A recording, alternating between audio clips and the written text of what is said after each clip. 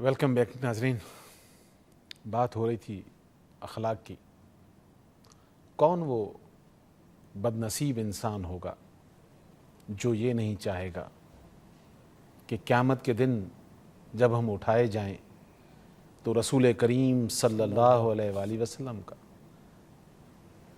करीब कोई जगह मिल जाए।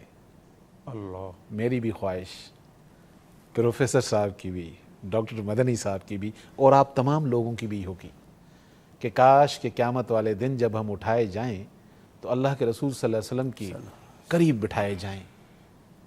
करना क्या होगा? सही बुखारी की हदीस है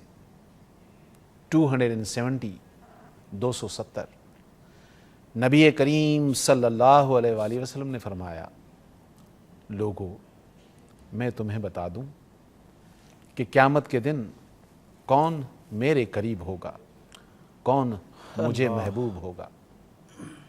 ये बात आप नबी करीम सल्लल्लाहु अलैहि वसल्लम ने 3 दफ़ा दोहराई।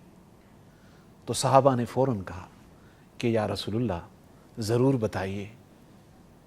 तो अल्लाह के रसूल नबी करीम सल्लल्लाहु अलैहि वसल्लम ने फरमाया कि मेरे सबसे करीब वो होगा जिसके अखलाक अच्छे होंगे।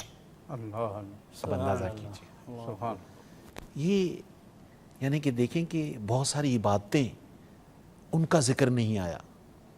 इस हदीस में सब चीज़ें पीछे रह गईं, लेकिन अखलाक इतनी बुलंदी पर बात हो रही है कि वो खुशनसीब इंसान करीब होगा जिसके अखलाक अच्छे होंगे।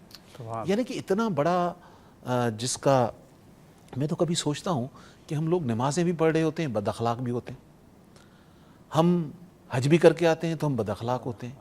तो हम समझते हैं शायद ही हमने ये जो हज, नमाज, रोज़ा, ज़कात, तो यहाँ दीन शायद ख़त्म हो गया, जबकि पैदा होते ही और मरने तक जितने भी आमाल हैं वो सब दीन हैं। अल्लामा साहब एक कॉलर थे जिन्होंने कहा कि ट्रैफिक के मामलात में जब लोगों से राब्ते में होते हैं तो उनके भी अखलाकी मामलात कुछ, और ये तो रोज़ का है, आप भी आते हैं हम भी जाते हैं, ख़ास तौर पर वो वक्त जब इफ्तार का होता है तो हम कुछ ऐसे घोड़े पे सवार हो जाते हैं कि फिर हमें ये ज़रूरत नहीं रहती कि हम किसे रूंदेंगे और कोई हमारे पाँव तले भी आएगा। जी, असल में यही तो आजमाइश है।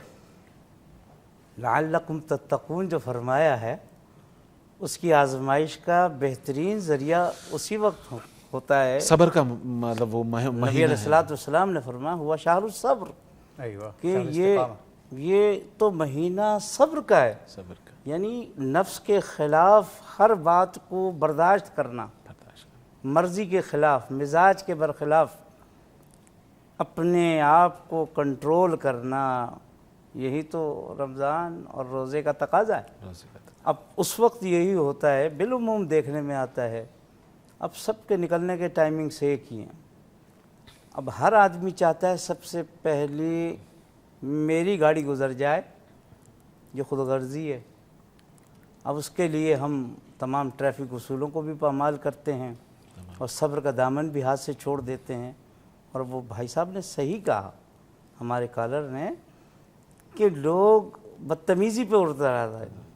आप देखिए कि शैतान आपके अजर व सवाब को ज़ाया कराना चाहता है, और जो दिन भर की आपकी मेहनत थी, अब जब उसको कमाने का वक्त आ रहा है, वेस्ट कर देते हैं, उसको वेस्ट कराना चाह रहा है। तो उस वक्त ही अपने आप को कंट्रोल करना, टॉलरेंस इसी चीज़ का नाम है। और नबी अलैहिस्सलाम और इस्लाम की बुनियाद अखलाक पर है। अखलाक पर है। आप देखिए मक्की दौर, आका व मौला मोहम्मद करीम अलैहिस्सलाम अखलाक के आला तरीन मनसब पर फायज हैं। कुरान मजीद शहादत दे रहा है अभी, इन्नका लअला खुलुक़िन अज़ीम। मेरे हबीब सल्लल्लाहु अलैहि वसल्लम, हमने तो आपको अखलाक के सबसे बुलंद मुकाम पर फायज फरमा। कैसे? अल्लाह सुब्हानहू तआला की ज़ात इतनी बड़ी, जब अल्लाह ये कह दे तो उसका मुकाम समझ में नहीं आएगा हम जैसे लोगों को। हमारी समझ से बाहर है, हम उस मर्तबे को पहुँच ही नहीं सकते। अल्लाह अकबर। बशर्ते कोशिश तो करें, एफर्ट करें। नबी अलैहिस्सलाम के तरीक़े को अपनाना। हम मुकम्मल मुत्तबा सुन्नत नहीं हो सकते, मगर हम नकल कर सकते हैं।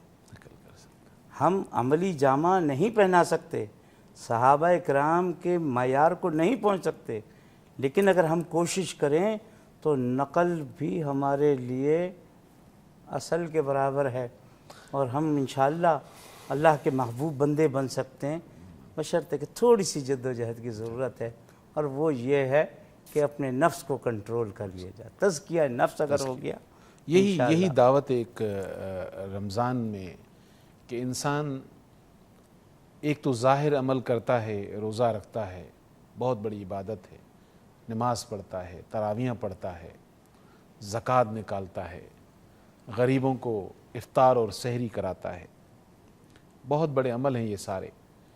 لیکن اگر ان سارے عمل کے اندر اس کی انسائیڈ کی تربیت نہیں ہو رہی ہے، کیونکہ اگر اندر کی تربیت نہیں ہوئی آپ کی تو رمضان کے مسلمان ضرور رہیں گے، لیکن 11 مہینے پھر وہی رہیں گے۔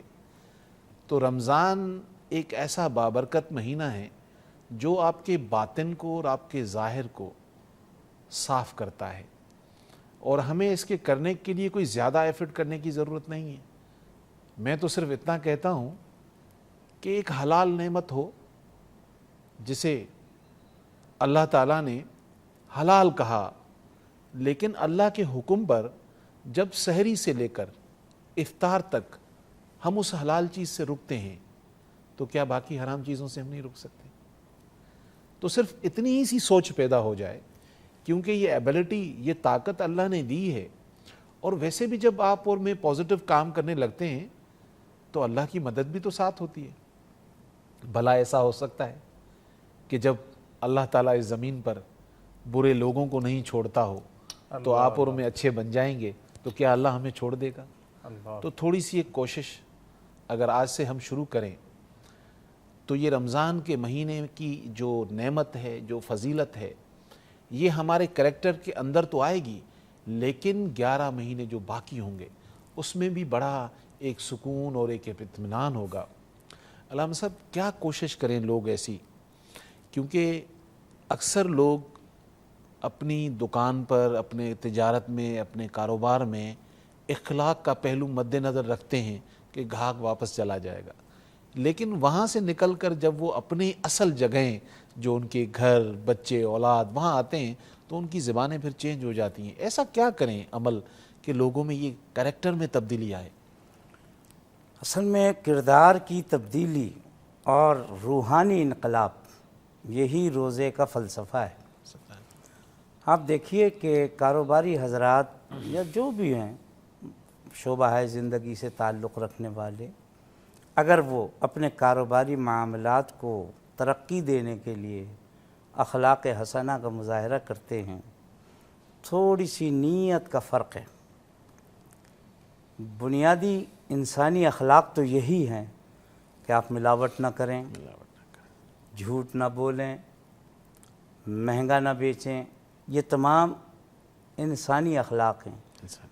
تاہم اگر آپ اپنے دل کے اندر یہ نیت کر لیں کہ میرا رب مجھے ہر حال میں دیکھ رہا ہے، بس یہ ایک ایسی وہی عمل آپ کا عبادت بن جائے گا۔ اللہ رب العالمین اس عمل کو عبادت کا درجہ دے دے گا، اور آپ کی پوری زندگی عبادت ہے۔ سبحان اللہ۔ بچوں کے ساتھ معاملات، مسکرانا اور اپنے گھر والوں کے لیے لقمہ حلال دینا، یہ سب عبادات ہیں۔ ناظرین، روزہ خود ایک عبادت ہے، لیکن اگر آپ کے عمل میں اخلاق ہر معاملے میں آ جائے تو آپ کا پھر اٹھنا بیٹھنا سب عبادت کہلاتا ہے۔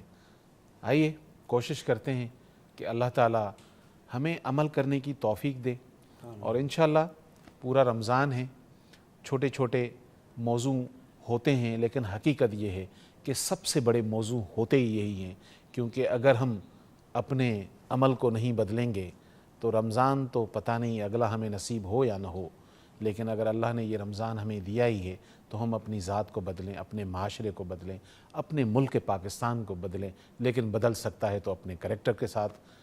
وقت ہو جائے گا تھوڑی دیر بعد افطار کا، انشاءاللہ کل پھر کسی نئے موضوع کے ساتھ آپ کے سامنے ہوں گے۔ سب سے پہلے میں آپ تمام دوستوں کا شکریہ ادا کرتا ہوں، اور آپ سب سے اجازت چاہتا ہوں، انشاءاللہ کل پھر آپ کے ساتھ ہوں گے سیم ٹائم۔ السلام علیکم ورحمۃ اللہ۔